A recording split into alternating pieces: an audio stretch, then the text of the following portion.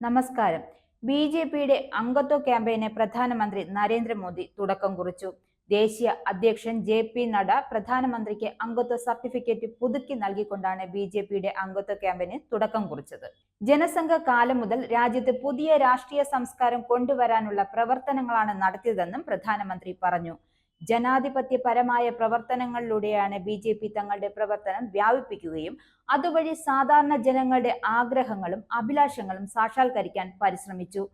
ഉൾപാർട്ടി ജനാധിപത്യം മിക്ക രാഷ്ട്രീയ പാർട്ടികളിലും ഇല്ലാതായപ്പോൾ ബി.ജെ.പി മാതൃകയായി. അംഗത്വ വിതരണം കണക്കിലെ കളിയല്ല, ബി.ജെ.പി കുടുംബത്തിന്റെ വ്യാപനമായാണ് കാണുന്നതെന്നും പ്രധാനമന്ത്രി പറഞ്ഞു.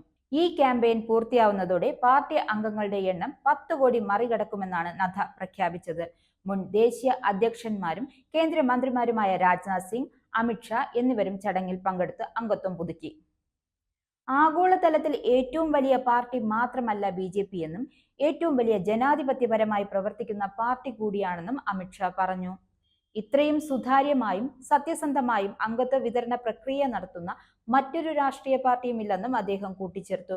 ലോകത്തിലെ ഏറ്റവും വിശ്വാസ്യതയുള്ള പാർട്ടിയാണ് ബി.ജെ.പി എന്നും പ്രതിരോധ മന്ത്രി രാജ്നാഥ് സിംഗ് പറഞ്ഞു. 2 ഘട്ടങ്ങളിലായി നടക്കുന്ന അംഗത്വ വിതരണത്തിന്റെ ആദ്യഘട്ടം 25 വരെ നടക്കും.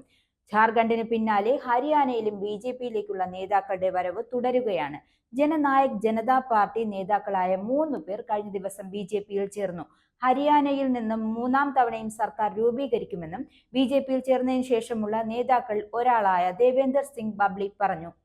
അതേസമയം മലയാളികളുടെ മനം കവർന്ന നിരവധി ഹിറ്റ് ഗാനങ്ങളുടെ രചയിതാവായ മോഹൻ സിത്താരയും ബി.ജെ.പിയിൽ ചേർന്നു.